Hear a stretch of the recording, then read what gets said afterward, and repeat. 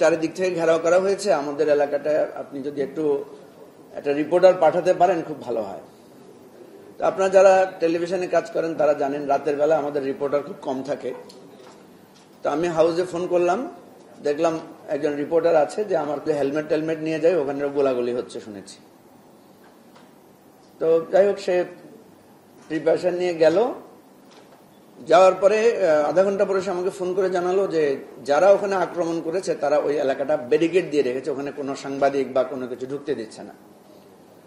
তো আমি সেই ভদ্রলোককে ফোন করে বললাম, আপনার ওখানে তো যেতে পারছে না আমার সাংবাদিক। তো উনি আমাকে একটা বিকল্প রাস্তা দেখালেন যে এই রাস্তা দিয়ে একটু আসতে বলেন। তো অনেক কষ্ট করে সে গ্রামগঞ্জ পেরিয়ে ওই জায়গায় পৌঁছালো এবং অনেক কষ্ট করে সে 3টা ডেড বডির ছবি নিল, মানে লাইভ গোলাগুলির নিউজ নিল, কভার করলো, করে করে সে ঢাকায় মানে ফিরে আসতে আসতে তার প্রায় সকাল 7টা বেজেছে। তো সে খুব এক্সাইটেড যে সে এত সুন্দর একটা রিপোর্ট তৈরি করতে পেরেছে। সে নিজে এসে এডিটরকে নিয়ে বসে নিউজটা বানালো যাতে 9টার নিউজে সে সেটা দিতে পারে।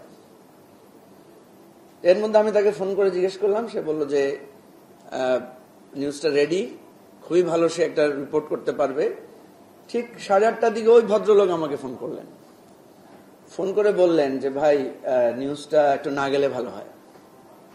তো আমি তো অবাক হলাম যে এত আবেদন করে নিবেদন করে এরকম একটা নিউজের কথা বললো, এখন সে বলছে নিউজ না গেলে ভালো হয়, এটা কেমন কথা?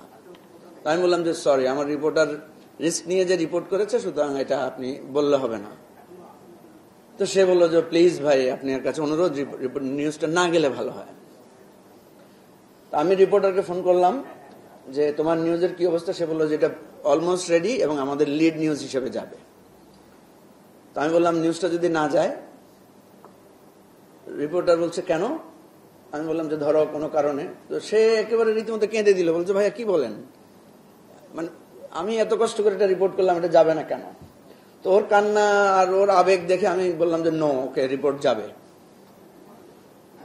কিছুক্ষণ পরে আমি দেখলাম আমার টেলিভিশনের চেয়ারম্যান সাহেব ফোন করলেন আমাকে, ফোন করে বললেন যে এরকম একটা রিপোর্ট যাচ্ছে, এটা কি তুমি জানো? হ্যাঁ আমি জানি। তুমি বললে যে রিপোর্টটা দিও না। তো আপনারা তো জানেন, আমরা যারা নির্বাহী পর্যায়ে কাজ করি, চেয়ারম্যানের অর্ডার মানি তো মানে এটা আর আর্গুমেন্টের পর্যায়ে থাকে না। তো আমি বললাম যে কেন? ওই যে ভদ্রলোক আমাকে ফোন করেছিলেন, উনি আমাকে ফোন করে যখন নিউজটা থামাতে পারলেন না, উনি ফোন করলেন মার্কেটিং ডিপার্টমেন্টকে এবং এর মধ্যে উনি একটা প্যাকেজ দিয়ে দিলেন, 1 সপ্তাহ বা 1 মাসের একটা প্যাকেজ দিয়ে দিলেন। আর মার্কেটিং ফোন করলেন চেয়ারম্যান সাহেবকে, আর চেয়ারম্যান সাহেব সাথে সাথে নিউজটা আটকে দিলেন। তো এটা অনেক বড় গল্প। ঘটনাটা আমি যেটা বোঝাতে চাচ্ছি যে মিডিয়াগুলো আটকে যায় এই মার্কেটিং ডিপার্টমেন্ট এবং আর্থিক জায়গা। এটা আপনারা যারা মানে এক্সিকিউটিভ লেভেলে কাজ করেন তারা জানেন। আমাদের মিডিয়াগুলোতে, পত্রিকাগুলোতে, টেলিভিশনগুলোতে সবচাইতে পাওয়ারফুল ডিপার্টমেন্ট হচ্ছে মার্কেটিং ডিপার্টমেন্ট, কারণ তারা মানি জেনারেট করেন, আয় ইনকাম করেন। এইভাবে তারা এই জায়গাগুলোকে আটকে দেন, ক্রিয়েটিভিটিকে আটকে দেন। তো আমি এই কথার মূল কথা যেটা বোঝাতে চাচ্ছি যে কেন এই বড় বড় মালিকরা মিডিয়ার মালিক হন, বাধ্য এটা মালিক হচ্ছে। গরিব মিডিয়া কে চাকরি করবে বলেন? সৌরভ ভাই আমার সামনে আছেন, সৌরভ ভাই করলে করতে পারেন, কিন্তু উনি তো একটা ধনী মিডিয়াতেই চাকরি করেন। গরিব হাউসে চাকরি করতে কেউ চায় না। এই জায়গাটা নিয়ে আমাদের আলোচনা করা দরকার। শুধু বললাম যে একটা মিডিয়ার 2টা মালিক হতে পারবে না, 3টা মালিক হতে পারবে না, বরং যে কোনো মিডিয়া আসলে প্রথম প্রশ্নটা করা হয় এটার মালিককে, এটা কারা আনতেছে, এরা পয়সাওয়ালা কিনা, এদের পয়সার অবস্থা কি। সুতরাং এই জায়গাটাতে সংস্কারের স্তরটা কোথায় হতে পারে এটা আমাদের ভাবতে হবে। এবং আমি সত্যিকার অর্থে এগুলোর খুব সংস্কারের সম্ভাবনা দেখি না, কোনো একটা বিপ্লব ছাড়া।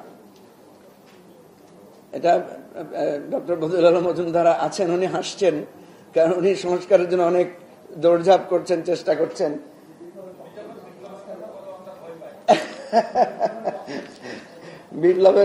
বিপ্লব তো সৃষ্টির উন্মাদনা, এখানে আরো বিভিন্ন বিপ্লবী লোকেরা আছেন। তো বিপ্লব বলতে বোঝাতে চাচ্ছি যে একটা আমূল পরিবর্তনের সিদ্ধান্ত ছাড়া আমরা যে প্রসেসে যাচ্ছি আমি নিজে একটা সংস্কার কার্যক্রমের সাথে জড়িত ছিলাম, আপনারা জানেন, বহু চেষ্টা করেছি উইদিন রিফর্ম করার জন্য। আসলে উইদিন রিফর্ম আমি দেখেছি অনেক ক্ষেত্রে সম্ভব হয় না, এটা খুবই নিয়ার টু ইম্পসিবল। তো এই জন্য প্রথম প্রস্তাবনা যেটা দেওয়া হয়েছে যে মালিকানার চাইতেও গুরুত্বপূর্ণ হচ্ছে মিডিয়াগুলোকে কিভাবে, দেখেন আপনি একটা রিসার্চ করলে দেখবেন এখন কেন মিডিয়াগুলো অনলাইনের দিকে বেশি ঝুঁকছে।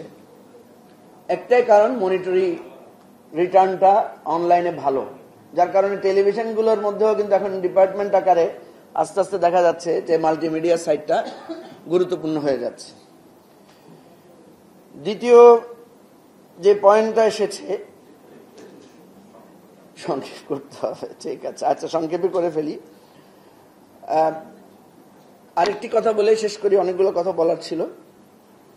আমাদের যে সাংবাদিকদের সুরক্ষা বা গণমাধ্যম কর্মীদের সুরক্ষার বিষয়ে যেটা দরকার, সেটা হচ্ছে আমাদের যে অ্যাসোসিয়েশনগুলো, বিএফইউজে, ডিউজে বা এই ধরনের যে প্রতিষ্ঠান বা প্রেস ক্লাব,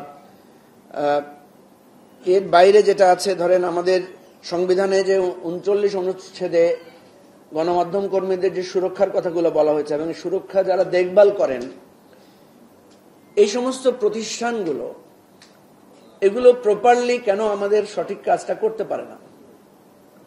আমি একজন সাংবাদিকের সাথে একবার মির্জা ফখরুল ইসলাম আলমগীর কাছে গিয়েছিলাম। তো ওই সাংবাদিক নেতা গিয়েছেন ওনাকে বলার জন্য যে ওনাদের একটা ইন্টারনাল মিটিংয়ে, ওনাদের একটা সাংবাদিকতার প্রোগ্রামে মির্জা ফখরুল সাহেবকে চিফ গেস্ট করতে চান। তো ফখরুল ভাই খুব বকাঝকা করলেন যে আপনাদের সাংবাদিকদের প্রোগ্রামে আমরা কেন যাব, আমরা একটা দলীয় রাজনীতি করি, দলের প্রধান, আপনারা আমাদেরকে টানেন কেন। উনি আধা ঘন্টা ওই সাংবাদিক নেতাকে বকাঝকা করলেন। আধা ঘন্টা পরে বাধ্য হয়ে উনি প্রধান অতিথি হিসেবে রাজি হলেন। তো এগুলো হচ্ছে আমাদের সমস্যা। এই সমস্যার সমাধান, আমি আবারও বলছি, সমাধানের জন্য একটা সার্বিক প্রস্তাবনা লাগবে। আপনার ডিওজে বিএফএস এর নেতাদের বেশিরভাগই দেখা যাচ্ছে তারা ওয়ার্কিং জার্নালিস্ট না, হয়তো ছিলেন সাবেক সাংবাদিক। তো এর কারণে যেটা আমরা বলি যে ছাত্র রাজনীতিতে যদি ছাত্ররা নেতা না থাকে তাহলে সে ছাত্রের সমস্যা কিভাবে বুঝবে। তাই একজন সাংবাদিক যদি নেতা হন, যিনি সাংবাদিকের মৌলিক সমস্যাটা বুঝেন না বা করেন না বা অন্তর্ভুক্ত থাকেন না, উনি কিভাবে বুঝবেন। তো যার কারণে আমাদের এই সাংবাদিকদের সুরক্ষা, কাঠামো ইত্যাদি সবসময় একটা থ্রেটেনিং এর মধ্যে পড়ে। তারপরও আমরা বলবো যে হতাশার কিছু নাই, আশাবাদিতা হতে হবে এবং এই আলোচনা জারি রাখতে হবে। এটাই একটা বিপ্লবের ক্ষেত্র তৈরি করবে। সবাইকে ধন্যবাদ। আসসালামু আলাইকুম।